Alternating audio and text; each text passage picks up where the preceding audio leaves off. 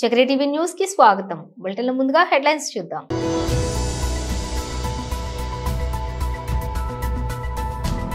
Road దాటుతుండగా ద్విచక్ర వాహనం ఢీకొని విద్యార్థి మృతి. వివాహేతర సంబంధానికి అడ్డొస్తున్నాడని కట్టుకున్న భర్తను చంపించిన భార్య. బతుకమ్మ కుంటకు పూర్వ వైభవం తెచ్చే పనులు వెంటనే ప్రారంభించాలని అధికారులకు ఆదేశాలు.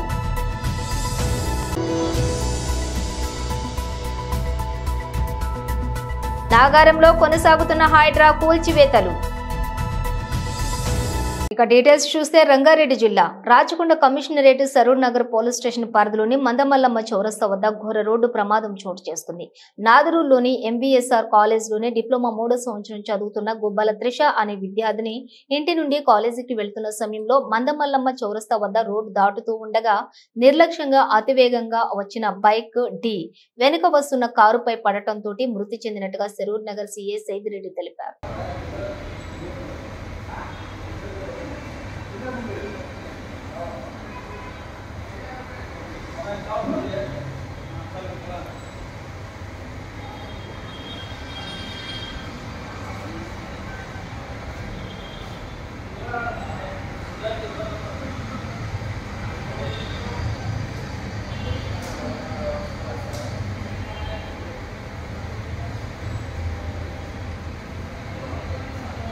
ये टर्निंग पे मारा टक्कर वहाँ ये बाजू थी ना वो उधर रोड पार करते हैं ना वहाँ पर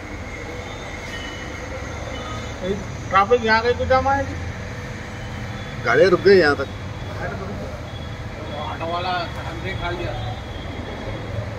पीछे से कार को आ गया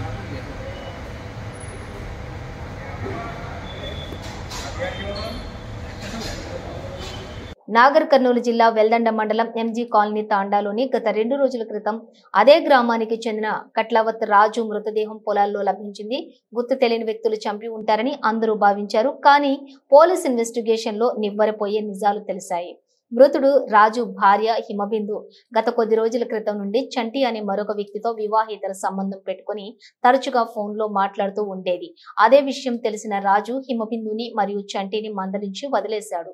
ఆ రోజు నుండి ఎలాగైనా రాజుని అడ్డు తొలగించుకొని వివాహేతర సంబంధాన్ని కొనసాగించాలనుకున్న హిమబిందు చంటి రాజుని చంపాలని పక్కా ప్లాన్ చేశారు. ఇక చంటి తన స్నేహితుడైన రాజేష్ ని పిలిపించి రాత్రి 2 గంటల సమయంలో పొలం మంచంపై నిద్రిస్తున్న హిమబిందు రాజులని చూశారు. హిమబిందుని నిద్ర లేపగా తన పక్కకొచ్చింది. చంటి తన వెంట తెచ్చుకున్న సుత్తితో రాజు తలపై బాదాడు. రాజు అటు ఇటు కదలకుండా భార్య హిమబిందు రాజేష్లు కాళ్ళు చేతులు పట్టుకున్నారు. తీవ్ర గాయాల పాలైన రాజు అక్కడికక్కడే మృతి చెందారు. రాజు మృతికి కారణమైన హిమబిందు చంటి రాజేష్లని పోలీసులు రిమాండ్కు తరలించారు.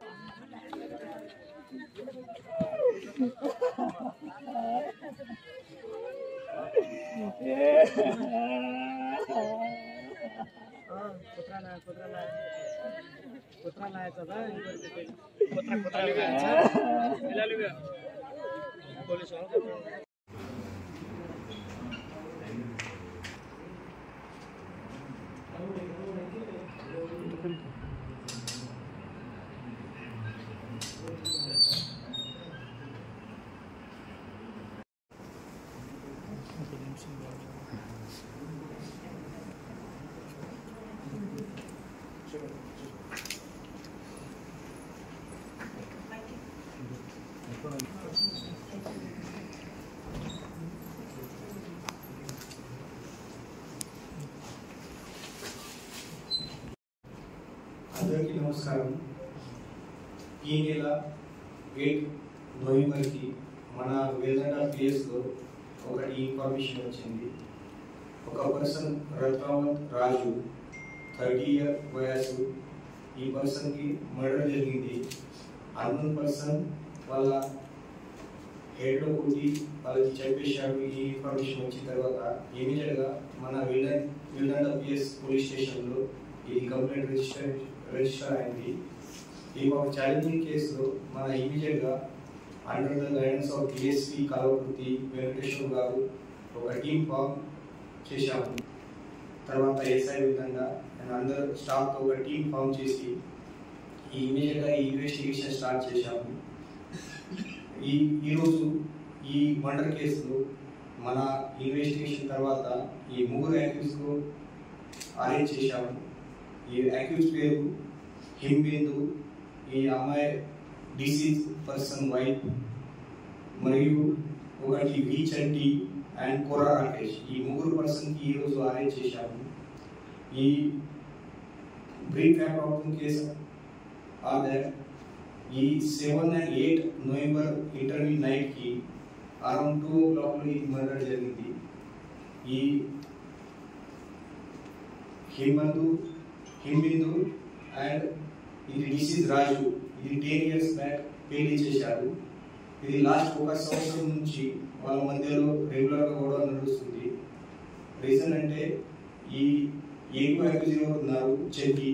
ఈ చెట్టితో ఈ అమ్మాయి డిసీజ్ వైఫ్ అమ్మాయి ఇల్లీగల్ రిలేషన్షిప్లో ఉన్నారు లాస్ట్ 1 సంవత్సరం కింద. ఈ 3 months ముందు ఈ డిసీజ్ పర్సన్ రాజుకు ఈ తెలిసింది. ఈ తెలిసిన తర్వాత ఇద్దరికి కొంచెం గట్టిగా వార్నింగ్ కూడా వాళ్ళు ఇచ్చారు. తర్వాత కూడా ఈ విచెట్టి అండ్ డిసీజ్ వైఫ్ హేమిందు ఈ ఇల్లీగల్ రిలేషన్షిప్ కంటిన్యూ చేశారు. లాస్ట్ 3 months నుంచి వాళ్ళు రెగ్యులర్గా వాళ్ళ హేమిందు వాళ్ళ భర్తకి కిలింగ్ చేయడానికి ప్లాన్ చేశారు. సో 7 and 8 ఇంటర్వ్యూ నైట్లో వాళ్ళ ముందు ప్లాన్ ప్రకారం ఈ చంటి అండ్ వాళ్ళ ఫ్రెండ్ రాకేష్ ఇద్దరు మహేశ్వరం నుంచి ఇక్కడ ఎంజీ కాలనీ తాండా వెల్దండ పిఎస్ యూనిట్లో వచ్చారు. ఈ నైట్ అరౌండ్ 2 o'clock అది డిసీజ్ పర్సన్ వాళ్ళ భార్యతో వాళ్ళ పొలంలో ఉన్నారు. అప్పుడే ఈ ఇద్దరు అక్యూజ్ పర్సన్ అలా విత్ హింబిందు వాళ్ళ డిసీజ్ పర్సన్ దగ్గరికి వచ్చి హ్యామర్తో హెడ్ పైన కొట్టారు. అంబర్పేటలోని బతుకమ్మ కుంటను బుధవారం సందర్శించిన హైడ్రా కమిషనర్ ఏవి రంగనాథ్ బతుకమ్మ కుంటకు పూర్వ వైభవం తెచ్చే పనులు వెంటనే ప్రారంభించాలని అధికారులకు ఆదేశాలు. హైడ్రా కమిషనర్ ను కలిసిన అక్కడి వీకర్ సెలక్షన్ కాలనీ వాసులు స్థానికులు ఎట్టి పరిస్థితుల్లోనూ ఇక్కడ ఇళ్లను కూల్చమని చెప్పిన హైడ్రా కమిషనర్. బతుకమ్మ కుంట చెరువుతో వరద ముంపు తప్పి ఆహ్లాదకరమైన వాతావరణం వస్తుందని చెప్పిన కమిషనర్. ఎవరైనా హైడ్రా పేరుతో చెప్పి మోసాలకు పాల్పడితే నమ్మొద్దు. బతుకమ్మ కుంట చెరువుకు ఉన్న 5.15 ఎకరాల్లోనే చెరువును పునరుద్ధరిస్తామని చెప్పిన హైడ్రా కమిషనర్ హామీతోటి ఊపిరి పీల్చుకున్న వికేఆర్ సెక్షన్ కాలనీ వాసులు. అయితే హైడ్రా చర్యలపై హర్షం వ్యక్తం చేసిన స్థానికులు. బతుకమ్మ కుంట పునరుద్ధరణకు పూర్తి సహకారం ఉంటుందని చెప్పిన స్థానికులు. సర్వే నంబరు 563లోని 1962 నుంచి 63 లెక్కల ప్రకారం మొత్తం 14.06 ఎకరాల విస్తీర్ణంలో బతుకమ్మ కుంట బఫర్ జోన్ తో కలిపి మొత్తం వైశాల్యం 16.13 ఎకరాల విస్తీర్ణమని తేల్చిన సర్వే అధికారులు. తాజా సర్వే ప్రకారం అక్కడ మిగిలిన భూమి 5.15 ఎకరాల విస్తీర్ణం. ప్రస్తుతం మిగిలి ఉన్నటువంటి 5.15 ఎకరాల విస్తీర్ణంలోనే బతుకమ్మ కుంటను పునరుద్ధరించేందుకు హైడ్రా చర్యలు తీసుకుంది.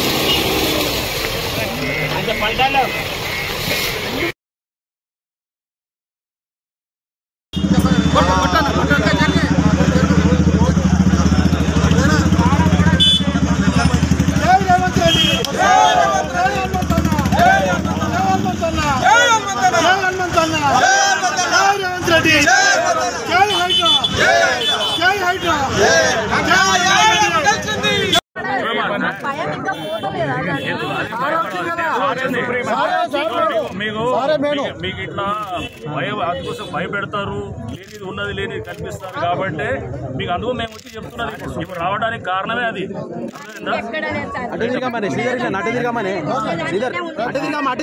ఏమైతే తెలుసా మీకు ఇంకేమైతుంది, ఇక్కడ పార్క్ వచ్చి మంచిగా వస్తే మీ ఇళ్ళ రేట్లు కూడా పెరుగుతాయి, గజాల రేట్లు పెరుగుతాయి, మీకు నీళ్ళు వస్తాయి, ఇక్కడ నీళ్ళ ప్రాబ్లం ఉండదు. వర్షం వస్తే కనుక మొత్తం వచ్చేటట్టు నీళ్ళు చెరువులో పోతాయి.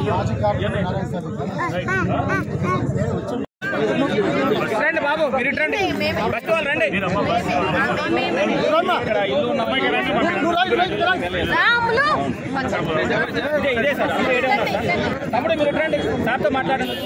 చూడమ్మా, ఇది ఇప్పుడు ఈ బతుకమ్మ గుంట చెరువు ఉన్నది కదా, ఈ చెరువు దీన్ని మొత్తం మేము ఓపెన్ చేస్తాం. అంటే ఇది 5 ఎకరాలు ఉన్నది.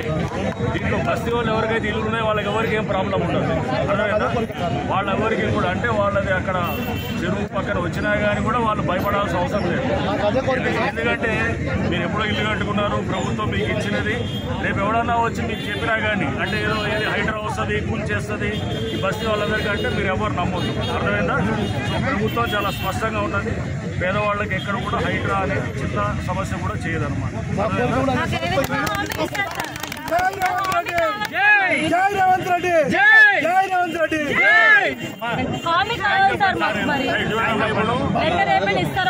ఈ చెరువు కూడా దీన్ని ఇప్పుడు దాదాపు 5 ఎకరాలు ఉన్నది.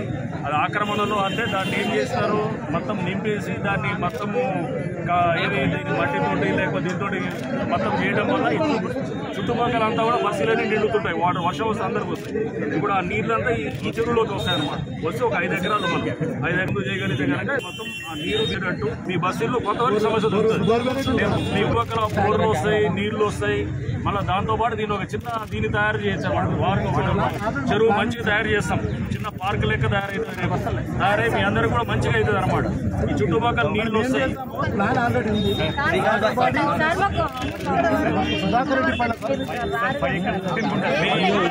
అంతేనమ్మా, అంతవరకే. మీ ఇల్లు టచ్ కూడా చేయరు, నీళ్ళు ఎక్కడ కూడా టచ్ చేయరు. ఆ చెరువు వరకు 5 ఎకరాలు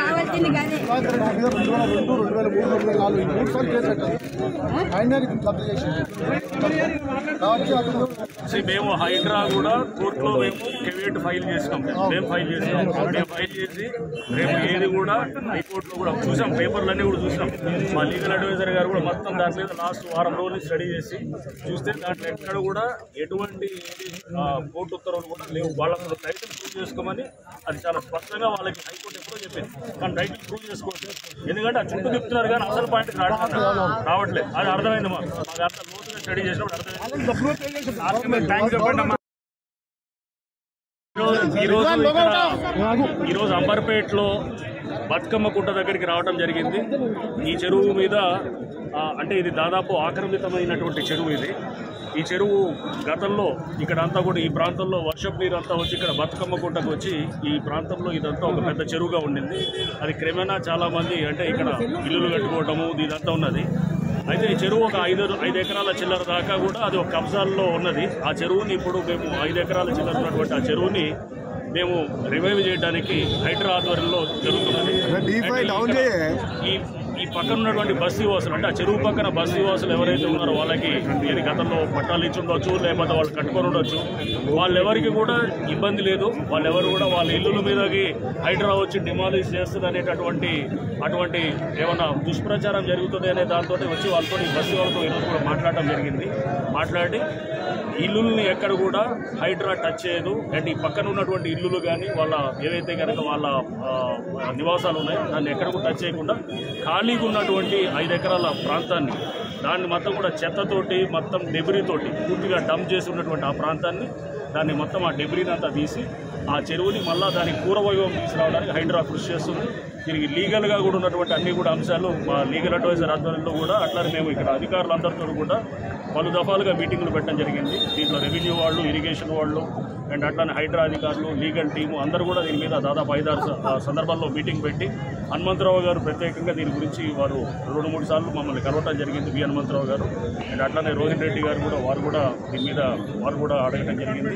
సో ఇదంతా కూడా ఇక్కడ సిపిఎం అన్ని పార్టీలు కూడా ఇక్కడ కాంగ్రెస్ ఇంకా ఇతర పార్టీలు కూడా అన్ని పార్టీలు కూడా ఇది ఎందుకంటే వ్యక్తులకి మనకు కాకుండా ఇది రాజకీయాలకు అతీతంగా ఇది ఈ చెరువును మళ్ళీ పునరుద్ధరించడానికి హైడ్రా ఆధ్వర్యంతో ఈ చర్య మొదలవుతుంది. ఇప్పుడు క్లియర్ చేయడం మొదలెడతాం. ఈ బుషెస్ అన్ని కూడా త్వరలో ఇక్కడ చెరువు కూడా తయారయ్యి ఒక మంచి అంటే ఒక చిన్న గ్రీనరీ అంతా కూడా డెవలప్ చేసేటువంటి విధంగా కూడా మేము ప్లాన్ చేస్తాం. అంటే గతంలో ఎంత ఉంది బతుకమ్మ చెరువు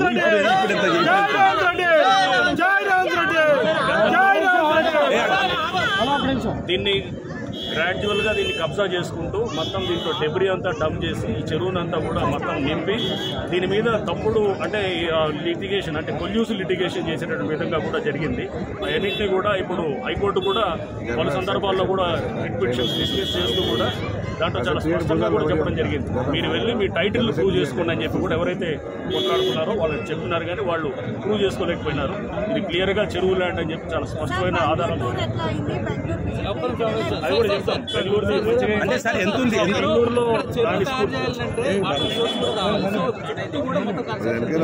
నాగారంలో కొనసాగుతున్న హైడ్రా కూల్చివేతలు. మేడ్చల్ జిల్లా నాగారం మున్సిపాలిటీ పరిధిలోని హైడ్రా 2 టీములుగా ఏర్పాటై కూల్చివేతలు కొనసాగిస్తున్నారు.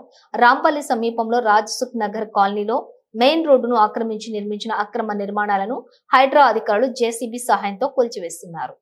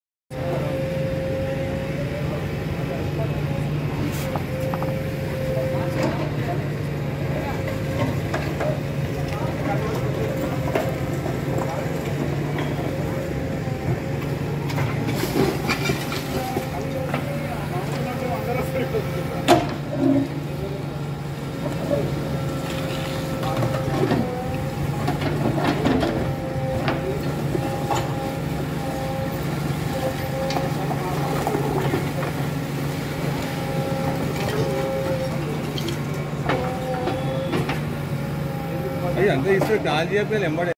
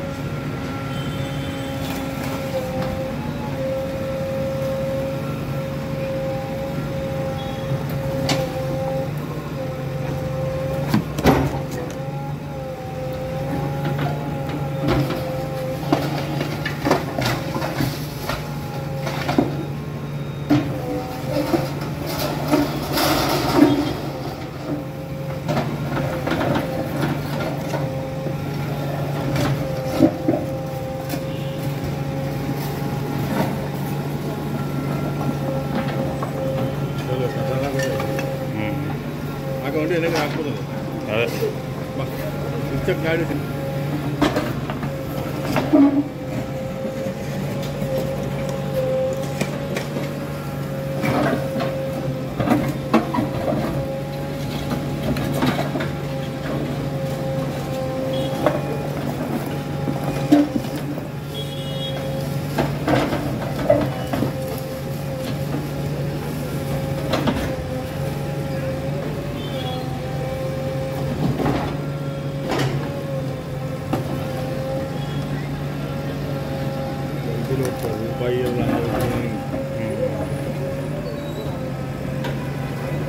అంతా మనమే తిందామా కోట అంతే కదా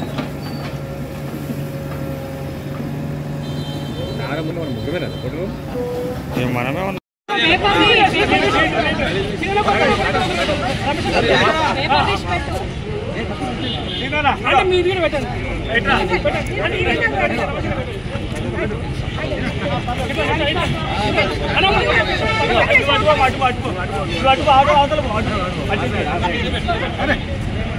దేవేందర్ రాజకృష్ణ గారి కాలనీ వాసు 40 ఫీట్ సాధన సమితి అధ్యక్షుడిని. గత 10 సంవత్సరాల నుంచి అనేక సార్లు మేము మంత్రి అగు మల్లారెడ్డి టీఆర్ఎస్ ప్రభుత్వం ఉన్నప్పుడు మల్లారెడ్డి దగ్గరికి అనేక సార్లు పోయినాము. తీసేస్తా అన్నాడు. ఒకసారి వస్తీ దవాఖానకు వచ్చినప్పుడు కూడా తీసేస్తా అని హామీ ఇచ్చిండు. అనేక హామీలు ఉల్లంఘన చేసిండు. అయినా కూడా మేము అనేక సార్లు పోయినా కూడా ఎన్నిసార్లు ప్రయత్నం చేసినా కూడా కమిషనర్ దగ్గర పోయినాం. కలెక్టర్ దగ్గర కూడా కాలేక పరిస్థితి. కలెక్టర్ కూడా దానికి కోర్టుకు పోండి, అక్కడికి పోండి, ఇక్కడికి పోండి అని చెప్పి అనేక సార్లు ఇబ్బంది పెట్టినా కూడా ఎలాంటి ఇబ్బందులకు భయపడకుండా, ఎలాంటి కేసులకు భయపడకుండా మేము హైడ్రా వచ్చినందుకు హైడ్రాను ఆశ్రయించి హైడ్రా ద్వారా మాకు న్యాయం జరుగుతుందని పోయినాము. హైడ్రా కంప్లైంట్ చేసినాము. హైడ్రా వాళ్ళు స్పందించి మాకు న్యాయం చేసిరు. రేవంత్ రెడ్డి ప్రభుత్వానికి, కాంగ్రెస్ ప్రభుత్వానికి ధన్యవాదాలు. అనేక చెరువులు, కుంటలు నాగారంలో అనేకము ఇబ్బంది ఉన్నాయి. వాటిని కూడా హైడ్రా తీసుకుపోయి తీస్తామని చెప్పి ఈ మా కమిటీ సభ్యులం వాగ్దానం చేస్తున్నాం ఈ మీడియా ముఖంగా. నా పేరు పుష్పలత. నా Annapurna colony, Rajesh Nagar, Balaji enclave, east Hanuman Nagar, Sai Swaroop, ఇవన్నీ 5 కాలనీలకు పెద్ద రోడ్డు ఇది. మాకు రోడ్డు లేక సందుల గొంతుల పడిపోతూ ఉన్నాము. మాకు చాలా ఇబ్బందులు అయ్యి మేము ఎన్నో ఏండ్ల నుంచి తిరుగుతూ ఉన్నాము. బీఆర్ఎస్ ప్రభుత్వం ఉన్నప్పుడు ప్రతి ఒక్కరి దగ్గరికి పోయినాము. మల్లారెడ్డి దగ్గరికి పోయినాము, అందరి దగ్గరికి పోయినాము. మాకు ఏం చేయలేదు. మా మీద మేము రోడ్డు ఓపెన్ చేసుకొని ప్రస్తుతానికి నడదామని నడవకపోతే మా మీద కేసులు పెట్టింది. ఇదే కీసర పోలీస్ స్టేషన్లో కేసులు పెట్టింది. అయినా మా నుంచి ఏం చేయలేదు. మళ్ళీ గొడవ కట్టుకున్నాం. ఎన్నిసార్లు ఓపెన్ చేసి తీసి నడుస్తుంటే కూడా మమ్మల్ని అడ్డుకొని మా మీదకి అసభ్యకరంగా తిట్టి మా మీదకి వచ్చి కేసులు పెట్టారు. మళ్ళీ ఇప్పుడు మేము ఇప్పటిదాకా అట్లనే ఊపిరి పట్టుకొని ఉండి మేము రేవంత్ అన్న ప్రభుత్వం, కాంగ్రెస్ ప్రభుత్వాన్ని గెలిపించుకొని మేము రేవంత్ అన్న వచ్చిన తర్వాత హైడ్రా పెట్టిండు. రేవంత్ రెడ్డి అన్న పుణ్యమా అని హైడ్రా పెట్టిండు. హైడ్రాకి వెళ్ళి అక్కడ కంప్లైంట్ చేసినాము. చేస్తే హైడ్రా మంచి స్పందించిండ్రు. ఆ సారు అన్నీ పరిశీలించి చూసి మాకు ఈరోజు వచ్చి గోడ తీసేసి మాకు విముక్తి కలిగించిండ్రు. మల్లారెడ్డి దగ్గర కూడా వెళ్ళి వినతి పత్రం ఇవ్వడం జరిగింది, మాజీ మంత్రి మల్లారెడ్డి దగ్గర. కానీ ఆయన ఎప్పుడు స్పందించలేదు. ఇట్లా మేము పోతాం, మా వినతి పత్రం తీసుకుంటాడు, బయట చెత్త కుప్పలో పాడేసినట్టు పాడేసిండు. కానీ ఈరోజు 10 సంవత్సరాల తర్వాత మా రేవంత్ రెడ్డి ప్రభుత్వం వచ్చినాక, మా కాంగ్రెస్ ప్రభుత్వం వచ్చినాక హైడ్రా తీసుకురావడం జరిగింది రంగనాథ్ గారి ఆధ్వర్యంలో. ఈ హైడ్రా చాలా మందికి మంచి చేస్తూ ఉంది. దానికి ఉదాహరణ ఈ నాగారం మున్సిపాలిటీలో ఉన్న 40 ఫీట్ రోడ్ కబ్జా. ఈ రోడ్ కబ్జాని అందరికి తెలిసినా ఎవరు స్పందించలేదు, ఎవరు చేయలేరు. కానీ ఈరోజు హైడ్రా నాగారం తొలిసారి రావడం జరిగింది. నేను రంగనాథ్ గారికి, వాళ్ళ టీం అందరికీ థ్యాంక్స్ చెప్తా ఉన్నాను. మా నాగారంలో చెరువులు, కుంటాలు, నాలాలు కబ్జా అయి ఉన్నాయి. దానివల్ల 22 కాలనీలకు ఇళ్ళకు నీళ్లు వస్తూ ఉన్నాయి. ఆ సమస్య కూడా మేము పరిష్కరిస్తాం.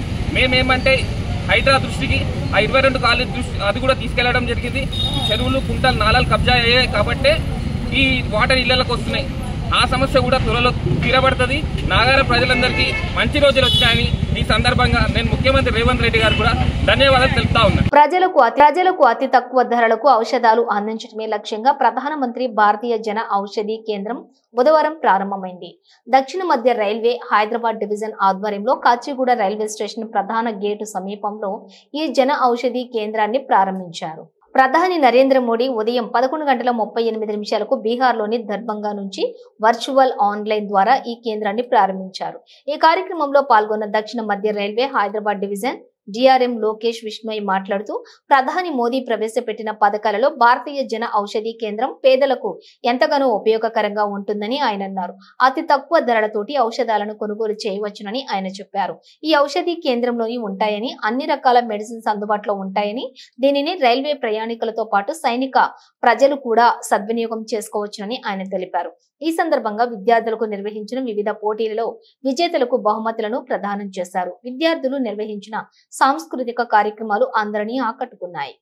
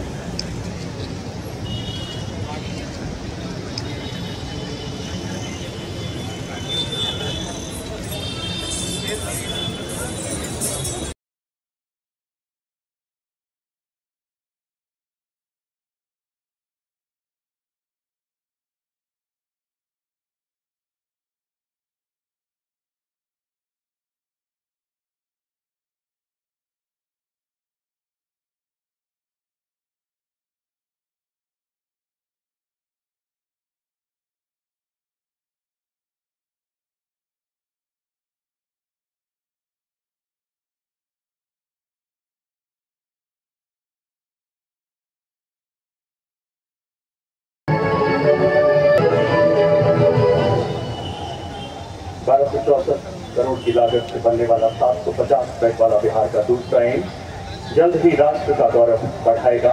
माननीय प्रधानमंत्री जी से पुनः विनती है कि वो रिमोट द्वारा केंद्र सरकार की अन्य परियोजनाओं का शिलान्यास खुद माननीय प्रधानमंत्री महोदय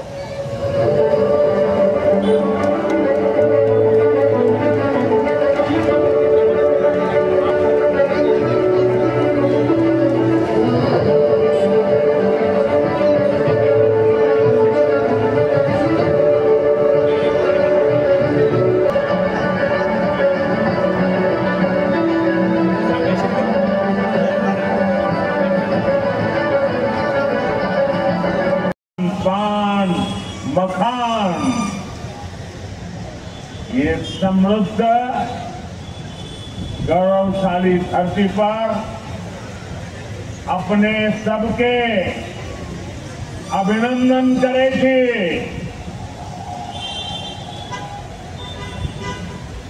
बिहार के राज्यपाल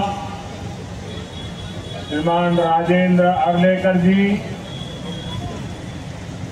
यहाँ के लोकप्रिय मुख्यमंत्री రంగారెడ్డి జిల్లా మహేశ్వరం మండలం అమీర్పేటలోని సర్వేను పరిశీలిస్తున్న తీగల అనితారెడ్డి ఈ సందర్భంగా మాట్లాడుతూ సమగ్ర ఇంటింటి కుటుంబ సర్వేలో ఎలాంటి అలసత్వం లేకుండా పకడ్బందీగా చేపట్టాలని మాజీ జెడ్పీ చైర్పర్సన్ తీగల అనితారెడ్డి అధికారులను ఆదేశించారు.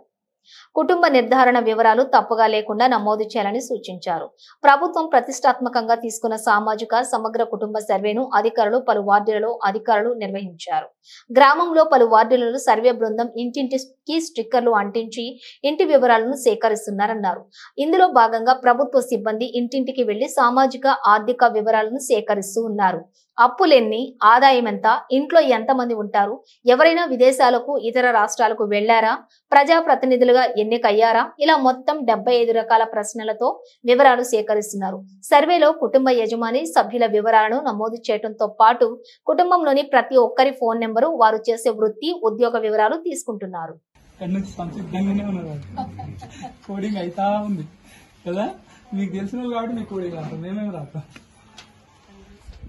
ఇంటికి పోతే కానీ మాకు మీరు డేట్ కూడా ఏంటి మేడం?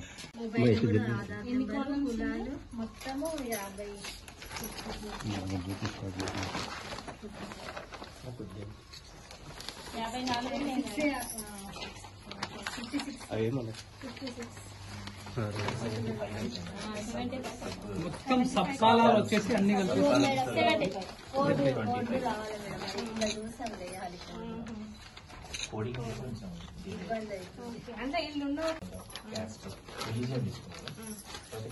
క్యాస్ట్ లో మళ్ళీ వారికి అట్లా చేసాం. తర్వాత ఏజ్ ఆధార్ తీసుకోండి. మెయిన్ అంటే ఎడ్యుకేషనల్ క్వాలిఫికేషన్ ఎక్కడ ఆపేసిండు, ఒకవేళ ఆపేస్తే కూడా ఇప్పుడు అన్నా ఉన్నా కూడా నన్ను ఎప్పుడు ఆపేస్తాను, స్కూల్ ఎడ్యుకేషన్ ఆపేస్తాను, హైయెస్ట్ క్వాలిఫికేషన్ అడిగింది. తర్వాత ఇక్కడ వచ్చేసి వృత్తి అడిగింది, ఎంప్లాయ్మెంట్ అడిగింది. ఎంప్లాయ్మెంట్ అయితే మళ్ళీ దాని తర్వాత అందులో వాళ్ళ యాన్యువల్ ఇన్కమ్ అదంతా దాంట్లో ఉన్నాడు, అది ఫిల్అప్ చేస్తే ఇక్కడ ఫిల్అప్ చేయాలి. దాంట్లో మళ్ళీ ఆయన ఏ రకం ఈయన 4 అనేది రోజువారీ కూలీ సార్. ఇక్కడ రోజువారీ కూలీ ఇంత రాష్ట్రం ఇది రోజువారీ కూలీ దాంట్లో వస్తుంది. స్వయం ఉపాధి వస్తే ఇది అంటే 21 వస్తుంది. ఇట్లా కుల వృత్తులు ఒకవేళ క్యాస్ట్ కి ఆ వృత్తి ఉంటే ఆ కోడ్ వేస్తాం. ఆయన చేసినా చేయకపోయినా వృత్తి ఆ కోడ్ మాత్రం మెయింటైన్. ఇప్పుడు గౌడ్స్ మేడం దానికి సంబంధించి ట్యూబ్ ఉంది, దాంట్లో ఇక్కడ అడుగుతున్నాడు కొనసాగుతున్నారా లేదంటే 2 ఎడ్యుకేషన్ లో ఏం తీసుకున్నాం అట్లనే ఉద్యోగంలో ఏమైనా వచ్చినాయి. లాస్ట్ 5 years లో ఏ రకమైనటువంటి ప్రభుత్వ పథకాలు పొందిండు, ప్రయోజనాలు, ఇంకా క్యాస్ట్ సర్టిఫికేట్ తీసుకున్నారా లేదా. తర్వాత వచ్చేసి ఇది రాజకీయ ఇప్పుడు మీది అయితే అట్లా ఎన్ని సంవత్సరాలు చేసి ఏ స్టేటస్ పొజిషన్, సర్పంచ్ వార్డు మెంబర్కి, ఎమ్మెల్యేకి అన్ని పోస్టులు ఉన్నాయి. ఇంకా అవే కాకుండా ఏమన్నా నామినేటెడ్ పోస్ట్ కానీ బోర్డ్స్ ఉన్నాయి కదా సాగునీటి, అందులో కూడా ఎన్ని సంవత్సరాలు చేసింది. ఇంకెవరన్నా ఇట్లా వలస వెళ్ళిందా, బయటికి వెళ్ళిన పిల్లలు కావచ్చు, పిఎస్కి అట్లా. ఇక్కడ వరకు వ్యక్తిగత వివరాలు మేడం, యజమాని తర్వాత కుటుంబ సభ్యులందరి వివరాలు ఇక్కడ 7 pages ఉంది. లాస్ట్ పేజ్లో వచ్చేసి ఫ్యామిలీ డీటెయిల్స్ టోటల్గా కుటుంబ వివరాలు. ఈ సమగ్ర సర్వే అనేది చెప్పింది కదా అర్థమవుతుంది కదా. ఇది ఉపయోగపడేదైనా మరి గవర్నమెంట్ పెట్టిన పథకం కొన్ని వస్తే వాడతాయి, రాళ్ళలో వాడదు. వచ్చిన వాళ్ళంటే వచ్చిన సంతోషపడతారు, రాలే. ఇప్పుడు ఇది ఏంటి అంటే అందరినీ సంతోషపడడానికి ఇప్పుడు మీ హక్కులు అనేవి మీకు సామాజిక హక్కులు కుల విధంగా మీకేమన్నా హక్కులు వచ్చేవి ఉంటే అవి మీకే చెందాలి అనే ఒక ఆ సాధనకి గౌరవ ముఖ్యమంత్రి గారు పెట్టిన ఈ యొక్క సమగ్ర సర్వే అనమాట. ఇది మీరే కాదు మీతో పాటు ఊర్లో ఉన్న అందరికీ కూడా మీరు అవగాహన కల్పించాలి. అందరూ కూడా ఇక్కడ మా అధికారులు కూడా ఉన్నారు, వాళ్ళందరూ కూడా అంతా ఈ ఫామ్ ఫిల్ చేసుకొని గవర్నమెంట్ కి వాళ్ళు ఇస్తే దానికి ఇది ప్రతి ఒక్కటి కూడా ఈ యొక్క అంశం తీసుకునేది ప్రతి ఒక్కరు కూడా ఇప్పుడు బీసీ కానీ ఎస్సీ ఎస్టీ కానీ వాళ్ళందరికీ సెన్సెస్ తీయడము, వారికి ఎటువంటి హక్కులు చెందాలో అవన్నీ మీకే రావాలని చెప్పి ఈ కార్యాచరణ అందరు కలిసి చేసేది. ఇంకెంత కట్టాల్సి ఉంది, మీకు డ్యూ ఎంత ఉంది అడుగుతా ఉన్నాడు. ఆ తర్వాత ఇంకా వ్యవసాయ అనుబంధ కార్యక్రమాలు ఏమైనా చేస్తున్నారా అని, తర్వాత పశు సంపద ఎన్ని ఉన్నాయి అడిగాను, తర్వాత స్థిరాస్తి వివరాలు అడిగాను, అంటే కుటుంబానికి ప్లాట్స్ ఉన్నా అది డిఫరెంట్ అడిగింది. తర్వాత చరాస్తి ఇందులో అన్నీ ఉన్నాయి, TV, smart phone, refrigerator, wifi connection ఉందా, వాషింగ్ మెషిన్ ఉందా, ఇవన్నీ డీటెయిల్స్ దీంట్లో. తర్వాత రేషన్ కార్డు ఉందా లేదా, ఉంటే దాని నంబర్. తర్వాత ఇక సొంతం ఇల్లా, యాజమాన్య స్థితి అయిపోయింది అడిగింది, ఎంత ఉంటే ఎంత, ఎన్ని యార్డ్స్లో ఉంది, ఇది మరుగుదొడ్డు ఉందా, పవర్ సప్లై ఉందా, ఇట్లా టోటల్గా 56. ఇది కూడా అడిగారు, ఒక చిన్న ఇష్యూ, ఎటువంటి ఇబ్బంది లేకుండా దేవాలయాల కానీ చర్చెస్ కానీ వెళ్తున్నా ఈ విషయం కూడా అడిగాను. కొంచెం అడగాలంటే కొంచెం అమ్మ మీకు ఇది తెలుసు కదా, మన రాష్ట్ర ప్రభుత్వము అన్ని కులాలు అంటే బీసీ కానీ ఎస్సీ ఎస్టీకి ఫస్ట్ ఎవరు ఎంతమంది ఉన్నారు అనేది ఒక లెక్క తీయడము. ఆ లెక్క తీసిన తర్వాత అందరికి ఎటువంటి అంటే ఆస్తులే కానీ విద్యాపరంగా మీకు ఏమున్నాయి, డిగ్రీలు, చదువు ఎంత ఉంది, మళ్ళీ దాని తర్వాత మీకు హక్కులు అసలు ఏమున్నాయి, ఇంకా ఏం కల్పించవచ్చు, మీకు ఉన్న హక్కులు మీరు వాడుకుంటున్నారా లేదా, లేకపోతే వివిధ రంగంలో అంటే అటు వ్యవసాయం కానీ లేకపోతే రాజకీయంగా కానీ ఇంకేమైనా కొలువులకి పోవడానికి అన్ని అర్హతలు మీకున్నా కానీ మీరు వెళ్ళలేకపోతున్నారని ఇవి యొక్క గవర్నమెంట్. ఇప్పుడు గవర్నమెంట్ అందరినీ బుక్ లో రాసుకొని పోతుంది, అమ్మ ఇగో ఇట్లా అని రాసుకొని పోతుంది అనమాట. ఈ టీచర్ అమ్మలు వస్తారు, ఇదంతా రాస్తారు.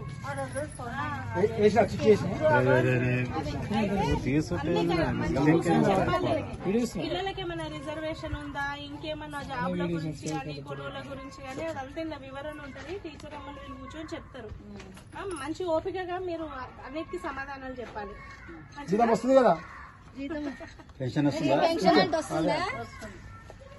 పెన్షన్ వస్తుందా, ఇది జీరో కరెంట్ వచ్చిందా, కరెంట్ జీరో బిల్ వస్తుంది కదా. సర్వే కోసం వచ్చినాము, మనకి ముఖ్యమంత్రి గారు ఇదంతా డీటెయిల్స్ అన్ని తీసుకోమన్నారు. కులాల గురించి కానీ ఇంకేదైనా మనకి ఏదైనా అవసరం పడే పథకాలు ఏమైనా వచ్చే ఉంటాయి ఇప్పుడు కరెంట్ 0 బిల్ వస్తుందా? వస్తుంది కదా, సంతోషంగానే ఉన్నారు కదా. అమ్మ నీకు పెన్షన్ వస్తుందా? మంచిదే. మరి గ్యాస్ సంగతి ఏంది? గ్యాస్ వస్తుందా? ఓకే. సో అందరికి కూడా న్యాయం చేద్దామని పెట్టిన పథకాలు కూడా అందరికి చేరాలి. ఇంకేదన్నా మీకు ముందు కావాలంటే ఇల్లు కోసం కూడా రాయించుకోండి. గ్రామంలో కూడా మన ఊర్లో కూడా గ్రామ శాఖ అధ్యక్షులు ఉన్నారు, అధికారులు ఉన్నారు. ఇవి కరెక్ట్ గా రాయించుకుంటే ఎవరికైనా ఇంకేమైనా కావాలన్నా పథకాలలో ఏమైనా రాకూడనివి ఇంకా లోపాలు ఉన్నా కానీ మీరు చెప్పి చేయించుకోవాలి. పర్యంగా కూడా మరి వినియోగం సరిగ్గా జరుగుతుందా లేదా అని చెప్పి వీళ్ళకి ఎటువంటి విద్య ఉంది, ఎంత డిగ్రీలు ఎటువంటివి ఉన్నాయి, మరి దానికి తోడుగా ఉపాధి అంటే ఎంప్లాయ్మెంట్ అనేది ఉందా లేదా, ఎంప్లాయ్మెంట్ అనేది ఉంటే ఎలా ఉంది ఎంప్లాయ్మెంట్, మరి దాంతో పిల్లలందరికీ కూడా కొలువులు అనేవి సరిగ్గా ఉన్నాయా లేదా, అన్ఎంప్లాయ్మెంట్ తో ఉంటే ఆ వివరాలు కూడా ఇందులోకి వస్తాయి. కాబట్టి అసలు వీరికి ఎటువంటి సహాయం అనేది మనం చేయగలుగుతామో గవర్నమెంట్ తరఫున కూడా ఈ డీటెయిల్స్ అన్ని తీసుకోవడం జరుగుతుంది.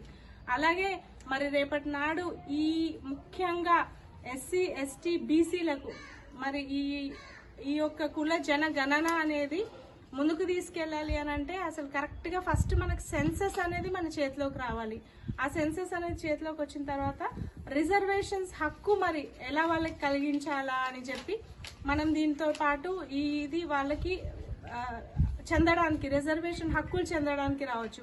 ఆ రిజర్వేషన్ హక్కులతో వాళ్ళకి కేవలం ఈ యొక్క ఆర్థికంగానే కాకుండా విద్యాపరంగా అంటే ఎన్నో ఎంట్రన్స్లలో లేకపోతే సీట్లలో కూడా వాళ్ళకి రిజర్వేషన్స్ అనేవి కలిగి ఉంటాయి. కాబట్టి ఆ హక్కులు కూడా వాళ్ళు వాడుకోవచ్చు. సామాజిక ఆర్థిక విద్యాపరంగా హక్కులు అనేవి కల్పించడానికి అందరికి. సో ఇదొక గవర్నమెంట్ తెలంగాణ రాష్ట్ర ప్రభుత్వం గౌరవ ముఖ్యమంత్రి రేవంత్ రెడ్డి గారు ఈ యొక్క కార్యాచరణ అందరినీ కూడా తీసుకోమన్నారు. ముఖ్యంగా ఎలక్షన్స్ అప్పుడు మేనిఫెస్టోలో ఇవన్నీ కూడా సమకూర్చాలని చెప్పి గౌరవ కాంగ్రెస్ ఏఐసిసి చీఫ్ రాహుల్ గాంధీ గారు కూడా ఇందులో మేనిఫెస్టోలో అప్పుడు ఇంక్లూడ్ చేస్తున్నారు. ఈ మధ్యనే అతను ఢిల్లీ నుండి రాహుల్ గాంధీ గారు హైదరాబాద్కి వచ్చి పెద్ద పెద్ద మేధావులతో పాటు ఇది చర్చించి ఇది అవసరమా లేదా అని కూడా చెప్పిన తర్వాత మరి అధికారులందరికీ కూడా ప్రతి ఇంటికి వెళ్ళి ముందుగా ఒక స్టిక్కర్ అంటించి దానిపైన వివరాలన్నీ రాసి దాని తర్వాత ఈ 75 కాలమ్స్ ఉన్న ఒక బుక్లెట్ అనేది తయారు చేశారు. ఇందులో ముఖ్యంగా ప్రతి ఒక్కరిది కూడా ఒక కులాల వివరణ అనేది రాయాలి. అంటే వారు ఏ కులంకి చెందిన తర్వాత వారికి ఎటువంటి హక్కులు ఉంటాయి, ఎందులో వాళ్ళకి రిజర్వేషన్లు ఉంటాయి, మరి ఆ హక్కులన్నీ కూడా వీళ్ళు వినియోగపరుచుకుంటున్నారా లేదా అని చెప్పి. రెండవది వాళ్ళకి ఆస్తులు అనేవి అంటే స్థిరంగా ఉండే ఆస్తులు ఏమున్నాయి, మరి మిగతా ఆర్టికల్స్ వైజ్ ఆస్తులు ఏమున్నాయి, ఇంట్లో వస్తువులు ఏమున్నాయి అని చెప్పి. అలాగే వ్యవసాయ రంగంలోకి వెళ్లే వాళ్ళకి మరి వ్యవసాయానికి భూమి ఏదైనా ఉందా, భూమి లేదా, లేకపోతే భూమి ఉంటే వాళ్ళు కౌలుకి ఏమైనా ఇచ్చుకున్నారా, ఆ భూమి పర్యంగా మరి వాళ్ళ ధరణిలో ఎంటర్ అయిందా లేదా ఇంకా ముందుకెళ్లి చూడాలంటే అసలు ఆ భూమి వాళ్ళకి ఎలా ఉపయోగపడుతుంది, ఆ భూమి నిజంగా కూడా వారు ఆర్థికంగా ఏమన్నా సహాయం పడుతుందా లేదా అని. ఇంకొకటి ఆ భూమి అనేది కంబైన్డ్ గా కూడా ఉండొచ్చు, వాళ్ళ తాత ముత్తాతల నుండి అది వీళ్ళందరూ కూడా పార్టిషన్ చేసుకున్నారా లేదా వీళ్ళకి సెపరేట్ గా ఉందా భూమి అనేది. ఇవన్నీ వివరాలు ఇందులో ఉంటాయి. మరి నెక్స్ట్ వచ్చేసి వీరు సరిపడా లేవు ఇంకా పెంచాలి అనేది కూడా ఈ యొక్క సెన్సస్ కుల జనగణన తోటి కూడా మనం సాధించవచ్చు. ఇంకా ముందుకెళ్తే మరి రాజకీయంగా కూడా వీరికి ఎవరికైనా రాజకీయ నేపథ్యం ఉందా, లేదా రాజకీయాల్లో వాళ్ళకి రిజర్వేషన్ ఉందా, ఏమైనా నామినేటెడ్ పోస్టులు ఉన్నాయా వాళ్ళకి. సో ముఖ్యంగా ఈ బీసీలను కూడా దృష్టిలో పెట్టుకొని ఇదొకటి ముందుకు తీసుకెళ్తే మరి బీసీలకి కావాల్సిన హక్కులు లేదా రాజకీయంగా ముందు వాళ్ళకి కావాల్సిన హక్కులే గాని రిజర్వేషన్స్ వాళ్ళు రాజకీయాల్లో ముందు పోటీ పడడానికి. అలాగే ఏదేమైనా కానీ గౌరవ ముఖ్యమంత్రి రేవంత్ రెడ్డి గారికి పెద్ద ఎత్తున కృతజ్ఞతలు చెప్పాల్సిన అవసరం తప్పకుండా ఉంది. ఎందుకంటే జనాలకి ఇది ఒక సామాజిక ఆర్థిక విద్యాపరంగా ఒక పెద్ద కాంక్రీట్ పిల్లర్ లాంటిది. దీన్ని తీసుకొని ముందుకి వారు వెళ్తేనే వాళ్ళ హక్కులు అనేవి వాళ్ళకి కాపాడుకోగలుగుతారు. గవర్నమెంట్ కూడా మరి అధికారులతో పాటు ప్రజాప్రతినిధులతో పాటు వీరికి ముమ్మాటంగా సహాయం చేయడానికి ఈరోజు ఈ యొక్క యాక్టివిటీ అనేది తీసుకోవడం జరుగుతుంది. దీనికి అధికారులందరూ కూడా ప్రతి ఇంటికి డోర్ టు డోర్కి వెళ్ళి ఈ 75 అంశాలన్నీ కూడా, అందులో చాలా సబ్ డివిజన్స్ కూడా ఉన్నాయి, అవన్నీ కూడా పూర్తిగా వివరించి కాపీ ఫిల్ చేసి ఇది మరి గవర్నమెంట్కి అప్పచెప్పాల్సిన అవసరం చాలా ఉంది. కాబట్టి వారందరికీ కూడా కృతజ్ఞతలు తెలియజేస్తున్నాము. వీలున్నంత తొందరగా మరి వీళ్ళందరూ కూడా ఇది కంప్లీట్గా, అంటే ఏదో ఒక యాక్టివిటీ ఇచ్చాము అది తూచా తప్పకుండా, అంటే ఖచ్చితంగా చేయాలి పైన గౌరవ ముఖ్యమంత్రి ఆదేశాల మేరకు అని చెప్పి కూడా అధికారులందరికీ కూడా మేము కోరుకోవడం జరుగుతుంది. వాళ్ళ ఒక్క రిక్వెస్ట్ ఏంది అని అంటే, మార్నింగ్ అవర్స్ లో వాళ్ళు స్కూల్లో టీచింగ్ చేస్తున్నారు మధ్యాహ్నం నుండి, కాబట్టి ఎక్కడా తొందరపడకుండా కంప్లీట్ గా సర్వే నిర్వహిస్తేనే మన ఈ యొక్క ఆలోచనకి జనాలకి కూడా ఈ యొక్క అవగాహనకి అనేది సార్థకపరచడం జరుగుతుంది. కాబట్టి అందరికీ కృతజ్ఞతలు. అందరికీ నమస్కారం. గౌరవ ముఖ్యమంత్రి రేవంత్ రెడ్డి గారి సూచనలు మరియు వారి మాకిచ్చిన కార్యాచరణలో భాగంగా మరి ఈరోజు అమీర్పేట్ విలేజ్ మహేశ్వరం మండల్లో ఇక్కడ మేము ఈరోజు ఫీల్డ్ సర్వేకి రావడం జరిగింది. మాతో పాటు ఇక్కడ మరి అధికారులు ఏం చేస్తున్నారు అని కూడా వాళ్ళతో పాటు కూడా మాట్లాడి ఇంటరాక్ట్ అవ్వడం జరిగింది. గ్రామంలో ఉన్న మా సీనియర్ లీడర్లు ఆవుల యాదయ్య గారు కానీ మిగతా వాళ్ళు నవీన్ అందరూ కూడా మాతో పాటు ఉన్నారు. ఇందులో ముఖ్య ఉద్దేశంగా ఈ యొక్క సమగ్ర సర్వే అనేది ప్రజలకి చాలా ఉపయోగపడే సర్వే. ఇందులో సామాజిక న్యాయం మరియు ఆర్థికంగా ఎదగాలని చెప్పి విద్యాపర్యంగా, అంటే ఎస్సీ ఎస్టీ ముఖ్యంగా బీసీలు ఈ యొక్క ముఖ్య అంశం. ఇందులో జన కుల గణన, అంటే అసలు బీసీలు ఎంతమంది ఉన్నారు, వాళ్ళకు కావాల్సిన హక్కులేంటి, వాళ్ళు అసలు ఎటువంటి విషయాల్లో వెనకబడిపోయి ఉన్నారు అనేది. ఎస్సీలు ఎస్టీలు కూడా అంతే. మరి ఈ యొక్క వెనకబడ్డ ఉన్న తరగతులందరూ కూడా అగ్రగణ్యంలో ముందుకు రావాలని చెప్పి దానిని ఎలా అయితే సార్థకపరచొచ్చో అనేది కూడా గొప్ప ఆలోచనతోటి మరి ఆనాడు ఎలక్షన్స్ కి ముందు మేనిఫెస్టోలో రాహుల్ గాంధీ గారు ఇది సమకూర్చడం జరిగింది. అలాగే ఈ మధ్యనే ఢిల్లీ నుండి హైదరాబాద్ కి రాహుల్ గాంధీ గారు రావడము, మేధావులతో మీటింగ్ పెట్టి ఇది ఎంతవరకు కూడా ఉపయోగపడుతుంది అని డిస్కస్ చేసిన తర్వాత ఈ యొక్క బుక్లెట్ తయారు చేశారు. ఈ యొక్క బుక్లెట్ లో ప్రతి ఒక్క అంశం ఉంటది. ముఖ్య అంశమే కాకుండా సబ్ కేటగిరీ అంశం కూడా ఉంటది. ప్రతి ఒక్క పేరు, వారిది ఏం కులము, వృత్తి ఏంటిది, వాళ్ళకున్న ఆస్తులు, స్థిరాస్తులు, చిరాస్తులు ఏమున్నాయి, మరి వాళ్ళకు కావాల్సిన హక్కులేంటి, రిజర్వేషన్లు ఉన్నాయా లేవా, ఇంకా రిజర్వేషన్లు ఎలా పెంచవచ్చు, అలాగే మరి విద్యాపర్యంగా కూడా ఎవరికి ఎంత చదువు ఉంది, లిటరసీ ఎంత ఉంది, డిగ్రీలు ఎంత ఉన్నాయి, ఇంట్లో పిల్లలకి డిగ్రీలు ఏమున్నాయి, వారికి కావాల్సిన ఉపాధి ఏంటి, ఎంప్లాయ్మెంట్ ఉందా లేదా, అన్ఎంప్లాయ్మెంట్ ఎంత ఉంది, మరి అది ఎలా సమకూర్చొచ్చు అని. అలాగే ఇది కాకుండా కూడా రాజకీయంగా కూడా వీళ్ళందరినీ వెనుకబడ్డ తరగతులందరూ కూడా రాణించాలని చెప్పి బీసీలకి కావాల్సిన హక్కులు ఎలా ఉంటాయి, మరి వారికి ఏమైనా నామినేటెడ్ పోస్ట్ ఉన్నాయా, ఇంకా ఏమైనా నామినేటెడ్ పోస్ట్ లో వాళ్ళని ఇంక్లూడ్ చేయొచ్చా, రాబోయే కాలంలో మరి రాజకీయంగా వాళ్ళకు కూడా ఎటువంటి అవకాశాలు ఇవ్వచ్చు అనేది కూడా అన్ని ఉన్నాయి. ఇందులో ఈ యొక్క కుల జనగణనలో కూడా మనకి కరెక్ట్ సెన్సస్ మనం ఒబ్టైన్ చేసిన తర్వాత వారిని గవర్నమెంట్ కి, ఇక్కడ మాతో పాటు అధికారులు కూడా ఉన్నారు, మరి అధికారులు కూడా పొద్దున టీచింగ్ చేసిన తర్వాత స్కూల్లో మధ్యాహ్నం నుండి వారికి కూడా మేము రిక్వెస్ట్ పెడుతున్నాము. ఇది చాలా డీటెయిల్ గా ఓపికగా కూర్చొని ప్రతి ఒక్క అంశం కూడా ఫిల్ చేయాలి. ఎందుకంటే ఆ యొక్క కుటుంబానికి ఎటువంటి హక్కు కూడా వారు కోల్పోవద్దు.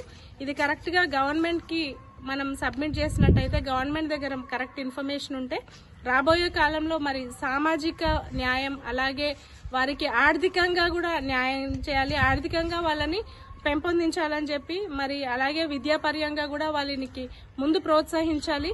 రాజకీయంగా కూడా వారికి ఎటువంటి హక్కులున్నా గానీ, రాబోయే ఎలక్షన్స్ లో వాళ్ళకి ఎటువంటి ఆపర్చునిటీస్ ఛాన్సెస్ ఉన్నా గానీ వారి హక్కులు వారికి కేటాయించాలని చెప్పి ఒక గొప్ప ఉద్దేశంతో వెనకబడ్డ తరగతులని అగ్రగణ్యం స్థానంలో ఉంచాలి అన్ని విధాలుగా అన్న ఒక ఉద్దేశంతో రాహుల్ గాంధీ గారు, గౌరవ ముఖ్యమంత్రి గారు, మరి మిగతా బృందం అంతా కూడా, కాంగ్రెస్ పార్టీ బృందం, గవర్నమెంట్ లో ఉన్న వాళ్ళందరూ కూడా దీనికి సహకరించాలని చెప్పి పైన సీఎం గారి లెవెల్ నుండి కింది వరకు అందరూ కూడా ప్రతి ఒక్క అధికారి దీనికి సహకరించి మరి సెన్సస్ ని గొప్ప విజయవంతం చేసి, ఈ సర్వేని గొప్ప విజయవంతం చేసి కరెక్ట్ గా సెన్సస్ అనేది అప్పచెప్పాలని చెప్పి మా యొక్క విన్నపం. ఓఆర్ఆర్ 300 ఫీట్ల రోడ్డు విస్తరణలో మా భూములు ఇవ్వమని, దేశానికి వెన్నెముకైనటువంటి తమని రోడ్డు పాలు చేయొద్దని, మా పిల్లల భవిష్యత్తును అంధకారం చేయొద్దని, పచ్చని పంట పొలాలను నల్లని రోడ్డులుగా మార్చొద్దని కందుకూరు మండల రైతులు ఆగర్మియా గ్రామంలో ధర్నా కార్యక్రమం నిర్వహించారు.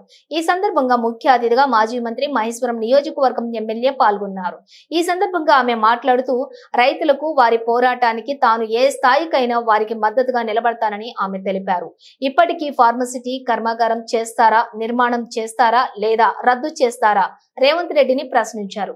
రేవంత్ రెడ్డి మాటలు మాత్రం ఎప్పుడూ కేసీఆర్ కుటుంబాన్ని విమర్శించడమే లక్ష్యంగా పెట్టుకున్నారు. అభివృద్ధి మాత్రం శూన్యమన్నారు. అవసరం ఉంది. మిగతా రైతులను కూడా మనం జాగృతం చేయాల్సిన అవసరం ఉంది. మీరు పోరాడాల్సిన అవసరం ఉంది మేడం. మీరు ఈ రోజు కనుక టైం ఇస్తే, ఇక్కడ నుంచే మీరు అనుమతిస్తే కలెక్టర్ దగ్గరికి పోదాం, వాళ్ళ నష్టపరిహారం ఏందో కనుక్కుందాం. అవసరమైతే అక్కడే కూర్చున్నాం మేడం. రైతులకు మాత్రం అన్యాయం చేయొద్దు. దయచేసి మీరు ఈ ఊరంటే మీకు ఎంతో అభిమానం నాకు తెలుసు. డెఫినెట్ గా మీరు ఈ ఊరికి న్యాయం చేయాలి మేడం.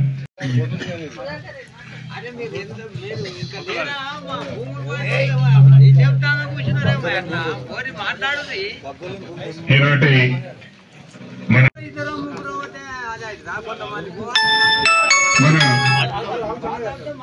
మహేశ్వరం శాసనసభ్యురాలు మాజీ మంత్రి ఆ పెద్దమ్మ ఏమన్నదంటే, నీకు తెలియదు బిడ్డ, గట్ల దిగితేనే అర్థమవుతుంది, ఆయనకు మంచి చెప్తే అర్థం కాదు, ఆయనకి వినిపించదు, ఆయన మూర్ఖుడు ఉన్నాడని మాట్లాడుతున్నారు. అంటే ప్రజలు కూడా ఈ విధంగా ఆలోచించే స్థితికి తీసుకొచ్చారు.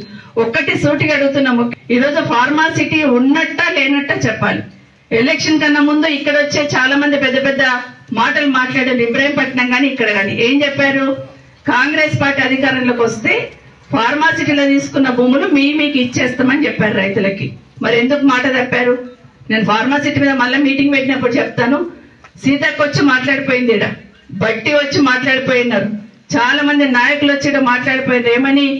మళ్ళీ మీ భూములు మీకే ఇచ్చేస్తాం, ఫార్మాసిటీ వెయ్యం మేము, ఆ 14-15 వేల ఎకరాలు మీ భూమి మీకే ఇస్తాము కాంగ్రెస్ పార్టీ అధికారంలోకి రాకాలని.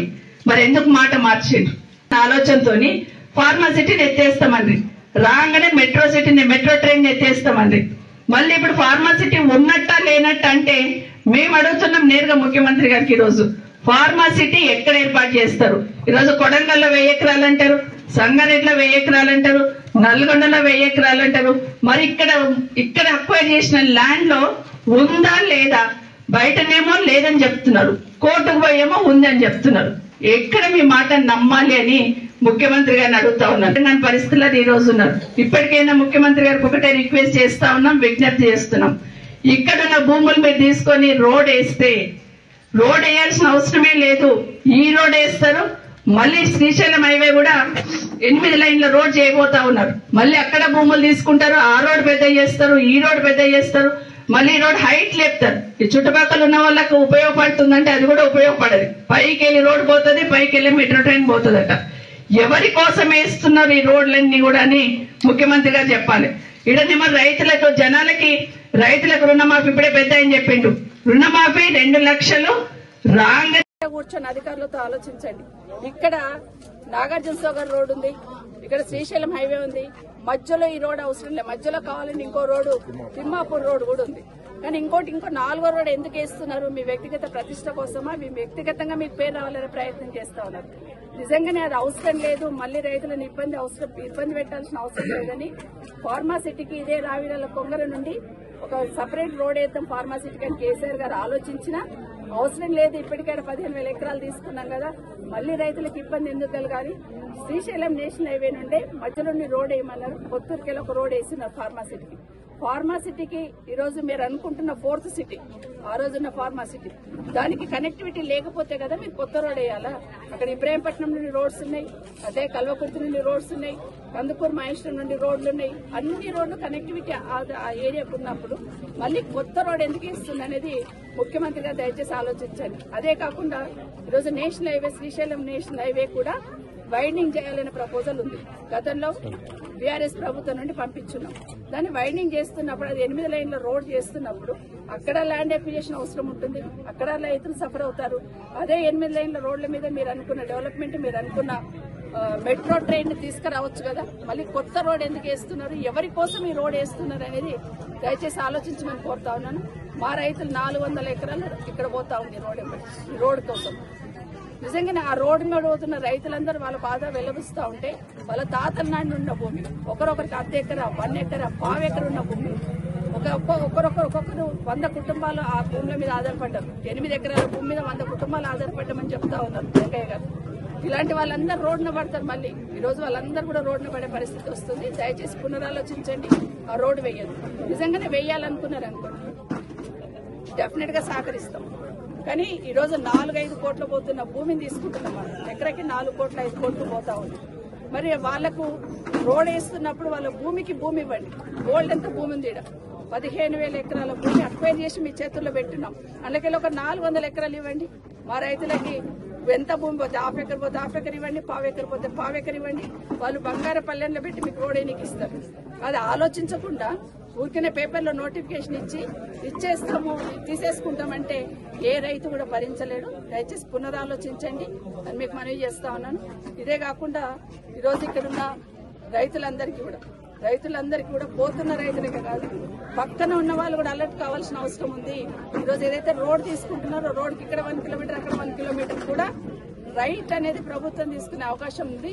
ఆ విధంగా ట్రై చేస్తా ఉన్నాను. దయచేసి మిగతా వాళ్ళందరూ కూడా అలర్ట్ కొట్టి పోతే వాళ్ళది పోయింది కదా వదిలేస్తే తర్వాత దెబ్బ తగిలేది మీకే. మిగతా వాళ్ళు కూడా చూసుకోమని మరొకసారి మనవి చేస్తే ఇంకొకటి కూడా కావాలి నాకు క్లారిటీ. గౌరవ ముఖ్యమంత్రి గారు ఫార్మాసిటీ కోసం తీసుకున్న భూమిని మీరేమో బయట ఫార్మాసిటీ పెడతలేమంటున్నారు, కానీ అదే కోట్లోనేమో ఫార్మాసిటీ పెడుతున్నాం ఇక్కడ అంటున్నారు. మరి ఇక్కడేమో ఫార్మాసిటీ పెడతలేమని బయట మాట్లాడుతున్నారు, కోర్టుకేమో ఫార్మాసిటీ పెడుతున్నాం అంటున్నారు. అసలు ఫార్మాసిటీ ఉందా లేదా ఒక క్లారిటీ ఇవ్వండి. మరి ఇక్కడ ఫార్మాసిటీ ఇక్కడ పెడుతున్నప్పుడు కొడంగల్ ఎందుకు ల్యాండ్ అక్వైర్ చేస్తున్నారు, సంగారెడ్డి ఎందుకు ల్యాండ్ అక్వైర్ చేస్తున్నారు, నల్గొండలో ఎందుకు చేయాలని ప్రయత్నం చేస్తా ఉన్నారు. ఉన్న దగ్గరేమో రైతులు ఇచ్చిన దగ్గరేమో వేయను అని చెప్తున్నారు, కోట్లనేమో వేస్తామని చెప్తున్నారు. ఏదో ఒక క్లారిటీ, ప్రజలకు ఒక క్లారిటీ ఇవ్వాల్సిన బాధ్యత గౌరవ ముఖ్యమంత్రి మీద ఉందా లేదా ఒకసారి ఆలోచించమని ముఖ్యమంత్రి గారికి విజ్ఞప్తి చేస్తూ, ఎందుకంటే ఒక 10 నెలల నుండి ఈ రాష్ట్రాన్ని ఒక విధ్వంసం చేస్తున్నారు. ఒక రకంగా ఎక్కడ పోతే అక్కడ విధ్వంసకాండ ఉంది. ఎక్కడ పోయినా రైతులు బాధపడుతున్నారు, ఎక్కడైనా పోతే ఇక్కడున్న ల్యాండ్ అక్విజిషన్ పడుతున్న వాళ్ళు బాధపడుతూ ఉన్నారు. నిజంగానే ప్రజలందరూ బాధపడతా ఉంటే ప్రభుత్వంలో ఉన్న పెద్దలందరూ రాక్షసానందం పొందుతున్నట్టు అనిపిస్తుంది. దయచేసి అందరు కూడా ఆలోచించండి. ముఖ్యమంత్రి గారితో పాటు కేబినెట్ లో ఉన్న ప్రతి ఒక్కరు ఆలోచించండి. ఈ రోడ్ అవసరమా, ఈ రోడ్ ఏం అవసరం ఉందనేది ఆలోచించమని. ఈరోజు ఇంత పెద్ద ల్యాండ్ 15,000 ఎకరాలు ఇక్కడ ఉండగా మిగతా జిల్లాలలో ఎందుకు ల్యాండ్ ఎక్వైర్ చేస్తున్నారని దయచేసి ఆలోచించాల్సిన అవసరం ఉందని మీకు అందరు కూడా మనవి చేస్తూ, రోడ్ ఎంబడిపోతున్న రైతులందరూ కూడా తప్పకుండా కలెక్టర్ దృష్టి తీసుకెళ్తాం, ప్రభుత్వం దృష్టి తీసుకెళ్తాం. ఎవరు కలిసి వచ్చినా వాళ్ళ దగ్గర పోయి సాయం జరుగుతుందంటే ఎవరి దగ్గరతో దండం పెడతాం. ఈ ప్రాంతం శాసనసభ్యురాలుగా ఎవరి దగ్గరికి వెళ్ళినా దండం పెడతాను, కానీ మా రైతులను ఇబ్బంది పెట్టే ప్రయత్నం మా జిల్లాలో ఈరోజు కొడంగల్లో ఉన్న రైతులను ఇబ్బంది పెట్టకండి, ఇక్కడున్న వాళ్ళని ఇబ్బంది పెట్టకండి. కొడంగల్ ఉన్న వాళ్ళు కూడా 1/2 ఎకర్ 1 ఎకర్ పోతున్న భూములు అందరు ఎస్టీలకు సంబంధించిన భూమి. ఇక్కడ కూడా 19,000 కుటుంబాలు ఎఫెక్ట్ అవుతున్నాయి ఈ రోడ్డు మీద. ముఖ్యమంత్రి గారు 400 ఎకరాలే కదా అనుకుంటున్నారేమో మీరు, కానీ 19,000 కుటుంబాలు 1900 కుటుంబాలు ఎఫెక్ట్ అవుతున్నాయి. అంటే ఇంచుమించు 2,000 కుటుంబాలు ఎఫెక్ట్ అవుతున్నాయి. దయచేసి ఆలోచించండి. 2,000 కుటుంబాలు రోడ్డున పడే పరిస్థితి, వాళ్ళు ఇంకెక్కడ వెళ్ళలేరు. ఉన్న భూమి ఎంత పోతుంది వాళ్ళది. కాబట్టి దయచేసి ఆలోచించండి. అవసరం లేని రోడ్డును వేయకండి, భేషజాలకు పోకండి. ఉన్న రోడ్లను స్ట్రెంథెన్ చేయండి. కావాలంటే నిజంగానే ఇక్కడ భూములు ఇంకా పెరగాలంటే రోడ్లను స్ట్రెంథెన్ చేయండి, అంతేకాని వీళ్ళని ఇబ్బంది పెట్టొద్దని మరొకసారి విజ్ఞప్తి చేస్తున్నాం. మహేశ్వరం నియోజకవర్గంలోని కందుకూరు మండలం అగర్మియా గూడలోని చేపడుతున్నటువంటి కులగణన సర్వేని అట్టి ఫారంలో ఉన్న ప్రశ్నలను పరిశీలించిన మాజీ మంత్రి మహేశ్వరం ఎమ్మెల్యే సబితా ఇంద్రారెడ్డి అవసరం లేని ప్రశ్నలకు సమాధానాలు చెప్పనవసరం లేదని, ఎలాంటి ప్రూఫ్లు కూడా చూపించవద్దని సబితా ఇంద్రారెడ్డి తెలిపారు. వేరి ముసుగులో సైబర్ నేరగాళ్లు కూడా ఇంటికి రావచ్చని జాగ్రత్తగా ఉండాలని ప్రజలకు పిలుపునిచ్చారు. ఈ కార్యక్రమంలో కందుకూరు నాయకులు తదితరులు ఉన్నారు.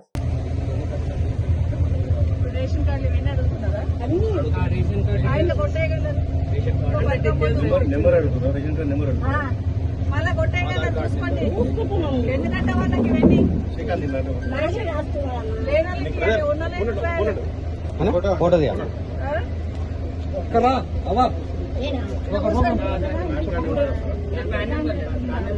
పింఛన్ వస్తుందా? పాస్బుక్ అయిపోయాయి కదా సార్,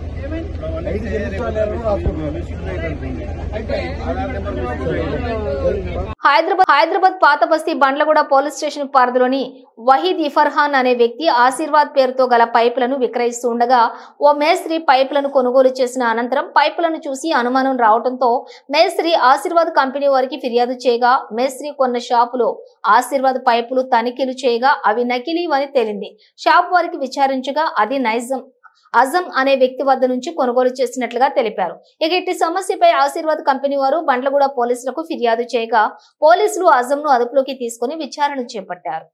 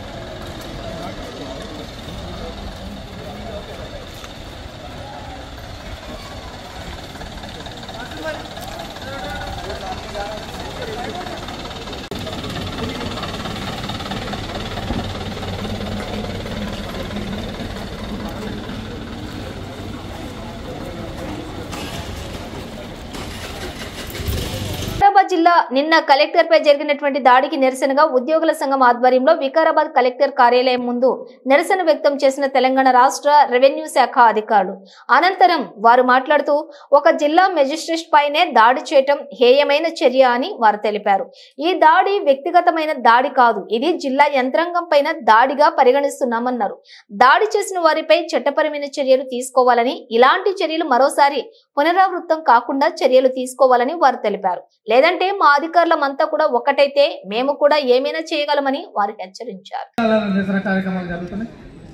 మనం ఇక్కడే సంఘటితంగా ఉండాలి. అందరు ఎంప్లాయీస్ ఎప్పుడైనా మాట్లాడుతున్నా ఆహ్వానిస్తున్నాం.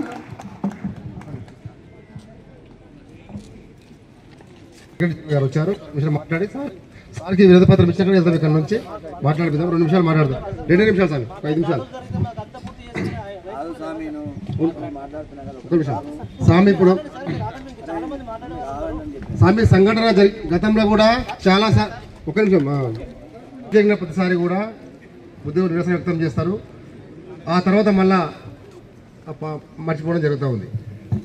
కానీ మిత్రులారా, నేను ముందుగా ప్రెస్ మిత్రులకు ధన్యవాదాలు తెలపాలి. నిన్న జరిగిన సంఘటనకు సంబంధించి వెంటనే మీరు ఇచ్చిన సమాచారం రావడం బట్టి అక్కడున్న పోలీసు మిత్రులు అప్రమత్తం అయ్యారు. ఆ ఉన్న వాళ్ళన ధైర్యంగా కాపాడగలిగింది. లేకపోయి ఉంటే అక్కడ చాలా నష్టం జరిగేది. నిన్న జరిగిన దాడి అది ఒక వ్యక్తుల మీద కాదు, ఉద్యోగుల మీద కాదు, అది ఒక జిల్లా యంత్రాంగం మీద, ఒక వ్యవస్థ మీద జరిగిన దాడిగా మేము దాన్ని చూస్తూ ఉన్నాం. ఎందుకంటే జిల్లా కలెక్టర్ గారు చాలా మంచి మనిషి, ప్రతిజ్ఞ ఐఏఎస్ గారు చాలా నిదాన మనిషి. ఆయన అదనపు కలెక్టర్ గారు లింగనాయక్ గారు కూడా, అలాగే కడ స్పెషల్ ఆఫీసర్ వెంకటరెడ్డి గారు కూడా. ఎందుకంటే అక్కడ వీళ్ళు చాలా నెమ్మదిగా ప్రజలతోన ఒక మంచి శాంతియుత వాతావరణం లోపల వాళ్ళ ఒపీనియన్ తీసుకుందామని చెప్పేసి అక్కడికి మేము ఈ ప్రజాపాలన ప్రభుత్వం వచ్చిన తర్వాత ఉద్యోగస్తులంతా అన్ని సంక్షేమ అభివృద్ధి కార్యక్రమాల్లో నిమగ్నమై ఉన్నాం. వాస్తవానికి ఇలా కుటుంబ మన క్యాస్ట్ సెన్సెస్ కావచ్చు, మిగతా అభివృద్ధి పథకాలు కావచ్చు, ఏదైనా సంక్షేమ పథకాలు కావచ్చు, అన్నింటిలో బిజీ ఉన్న సమయం లోపల ఇలా అటెన్షన్ అంతా కూడా గవర్నమెంట్ ఉద్యోగస్తులది. ప్రభుత్వ సంక్షేమ పథకాలను ఏ విధంగా ఇంప్లిమెంట్ చేయాలనే దాని లోపల సర్వే లోపల బిజీ ఉన్న సమయం లోపల ఇలాంటి సంఘటన జరిగే వరకు అందరూ కూడా భయభ్రాంతులకు గురవుతూ ఉన్నారు. నిన్న జరిగిన సంఘటన లోపల ప్రభుత్వాన్ని ఒకటే మేము అప్పీల్ చేస్తూ ఉన్నాం. పోలీసు అధికారులను కూడా నిష్పక్షపాతంగా దర్యాప్తు చేసి కుట్రలో దాగి ఉన్న కోణాన్ని మీరు పరిశీలించి బాధ్యులపైన చట్టరీత్యా కఠిన చర్యలు తీసుకోవాలని చెప్పేసి అప్పీల్ చేస్తూ ఉన్నాం. Telangana revenue employee services association పక్షాన. అలాగే ఇలాంటి సంఘటనలు ఇక ముందట ప్రభుత్వం మళ్ళీ భవిష్యత్తులో జరగకుండా కఠినమైన చట్టాలు తీసుకురావాలి. ఏ ప్రభుత్వ ఉద్యోగి కానీ, ఏ డిపార్ట్మెంట్ కానీ, రెవెన్యూ కానీ, పోలీసు కానీ, పంచాయతీరాజ్ కానీ, మున్సిపల్ కానీ, ఏ ప్రభుత్వ శాఖ అయినా కానీ గవర్నమెంట్ ఉద్యోగి దగ్గర పోయి కొట్టే అధికారం ఎవరికి లేదు, దూషించే అధికారం లేదు. వారు ఏమైనా తప్పు చేసే పై అధికారులకు కాంపిటీ చేసే అధికారం ఉన్నది కాబట్టి వారిపైన దాడులు, భౌతికంగా దాడులు చేస్తే మాత్రం చూస్తూ ఊరుకునేది లేదని చెప్పేసి మరొకసారి సంఘం పక్షాన్ని డిమాండ్ చేస్తూ ఉన్నాం.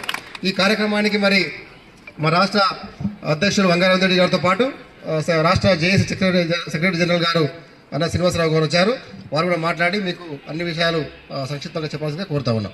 ప్రభుత్వాన్ని కూడా మేము కోరుతున్నాం, దాడి చేసిన వారు కాదు, వారు వెనుకున్న రాజకీయ కుట్ర చేసిన వాళ్ళని బయట పెట్టండి, వారికి శిక్ష పడాలి. మరొకసారి ఉద్యోగులకు వెళ్ళి కానీ అసాంఘిక శక్తులకు వెళ్ళి వస్తే ఏమి జరిగిద్దనే ఒక గుణపాఠం రావాలని చెప్పి ప్రభుత్వాన్ని కోరుకుంటూ, రెవెన్యూ ఉద్యోగులు కావచ్చు, వికారాబాద్లో కలెక్టరేట్లో ఐడిఓసీలో పనిచేసే సకల డిపార్ట్మెంట్ ఉద్యోగులు కావచ్చు, అందరికి కూడా మీరు ఒక్కళ్ళు కాదు, ఒక్క జిల్లా కాదు, యావత్ ఉద్యోగ వర్గం, అఖిల భారత ఉద్యోగ సంఘం కావచ్చు, తెలంగాణలో ఉద్యోగ జేఏసీ కావచ్చు, మీ వెనక ఉన్నారు. గత ప్రభుత్వం వేరు, గతంలో ఉన్న జేఏసీ వేరు. గతంలో కూడా చాలాసార్లు ఉద్యోగులపైన దాడులు జరిగినాయి. దాడి జరిగిన ప్రతిసారి కూడా ఉద్యోగులు నిరసన వ్యక్తం చేస్తారు. ఆ తర్వాత మళ్ళా మర్చిపోవడం జరుగుతూ ఉంది. కానీ మిత్రులారా, నేను ముందుగా ప్రెస్ మిత్రులకు ధన్యవాదాలు తెలపాలి. నిన్న జరిగిన సంఘటనకు సంబంధించి వెంటనే మీరు ఇచ్చిన సమాచారం రావడం బట్టి అక్కడున్న పోలీస్ మిత్రులు అప్రమత్తమయ్యారు. ఆ ఉన్న వాళ్ళన్నా ధైర్యంగా కాపాడగలిగింది.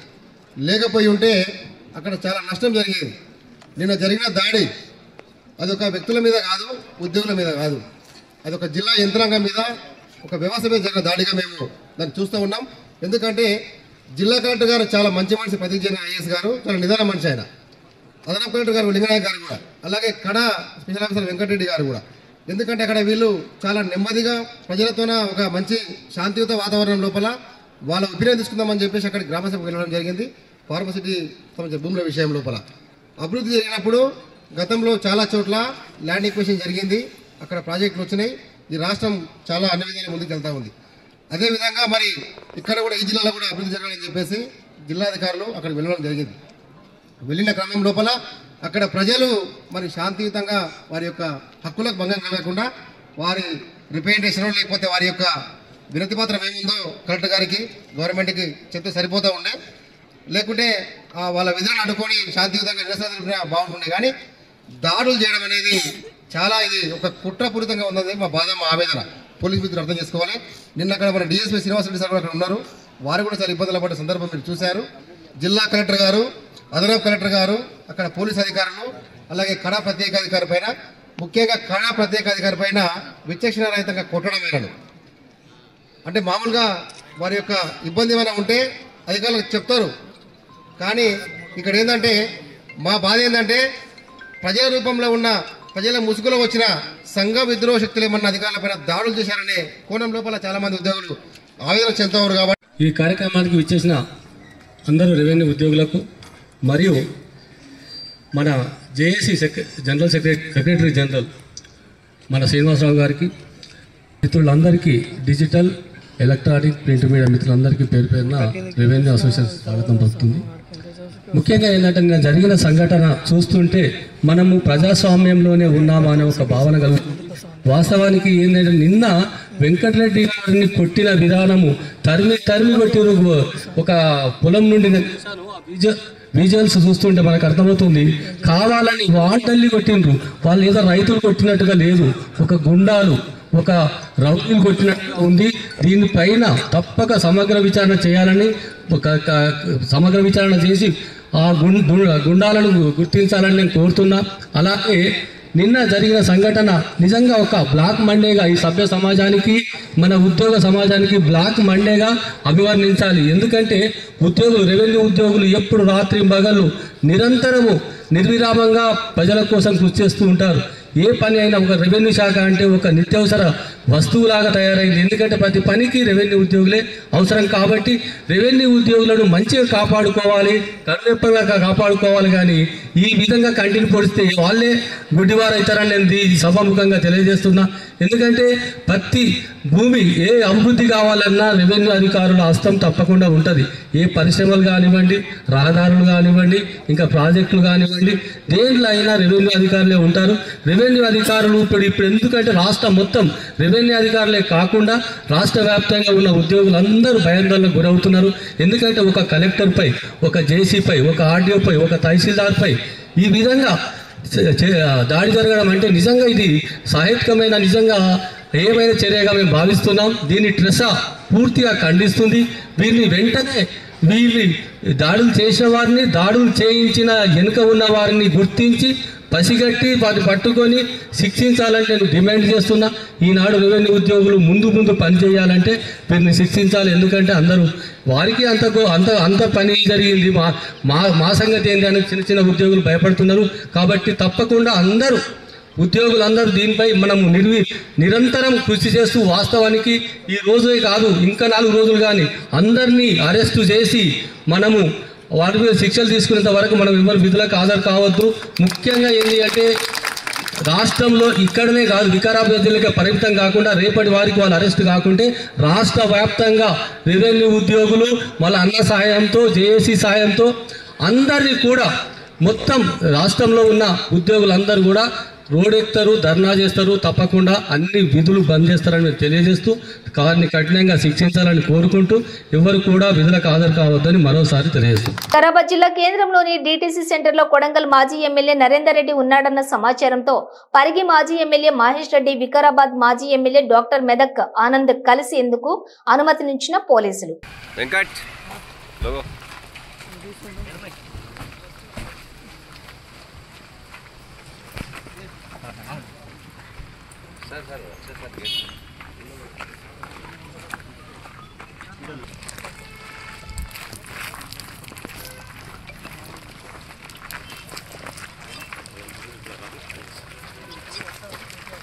Good morning, sir.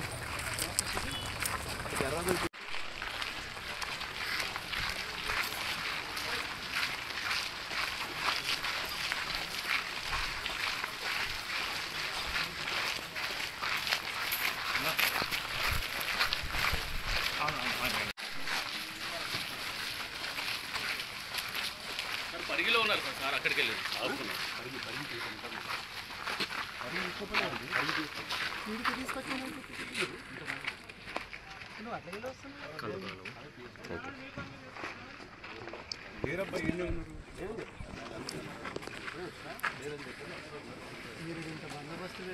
ఇదంతా ట్రైనింగ్ పిల్లలు, ట్రైనింగ్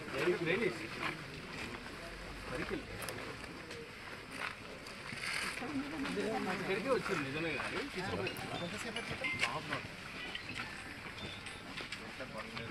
డైవర్ట్ చేయడానికి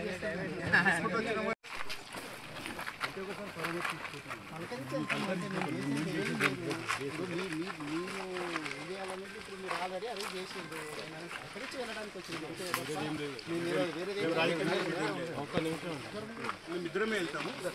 మీరు అలా అందరు దూరంగా పోండి, మీరు ఇద్దరు పోండి.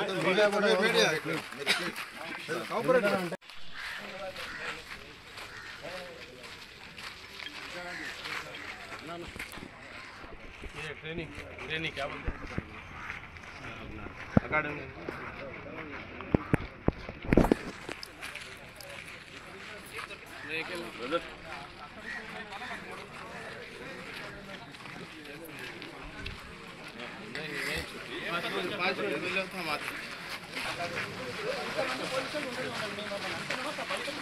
సార్ వాళ్ళు పరిగె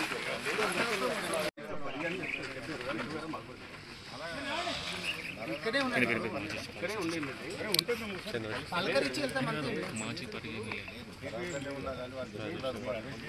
మహేశ్వర్ రెడ్డి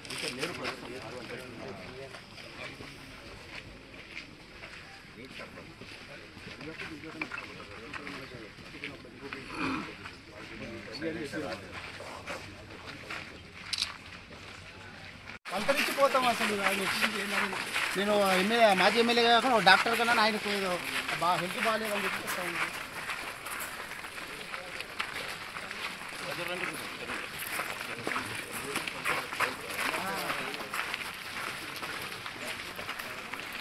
మీరు అలా అందరూ అందరు దూరంగా పోండి, మీరు ఇద్దరు పోండి. మీడియా కూడా ఎవరు పోదు ప్లీజ్.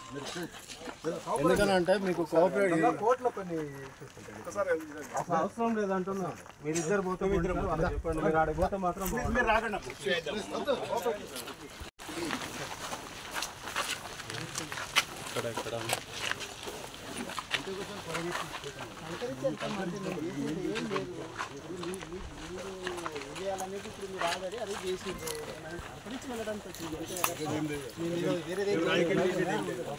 అసలు అవసరం లేదంటున్నా. మీరు ఇద్దరు పోతే పోండి సార్, వాళ్ళకి చెప్పండి, మీరు ఆడికి పోతే మాత్రం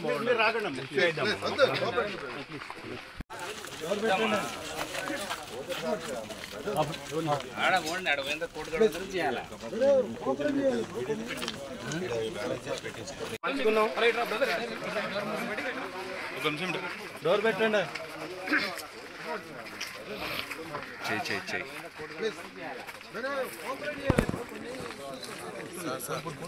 వాళ్ళ బాధలు వాళ్ళకు కవర్ చేయాలని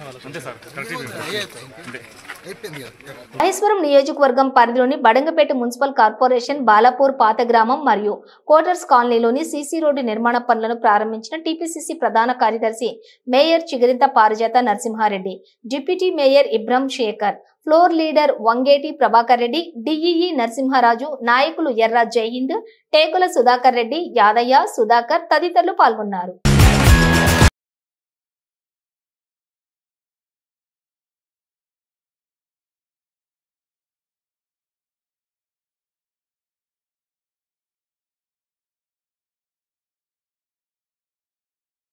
హెడ్లైన్స్ మరోసారి.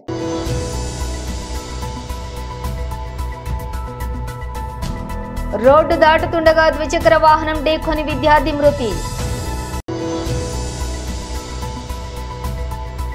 వివాహేతర సంబంధానికి అడ్డొస్తున్నాడని కట్టుకున్న భర్తను చంపించిన భార్య. బతుకమ్మ కుంటకు పూర్వ వైభవం తెచ్చే పనులు వెంటనే ప్రారంభించాలని అధికారులకు ఆదేశాలు.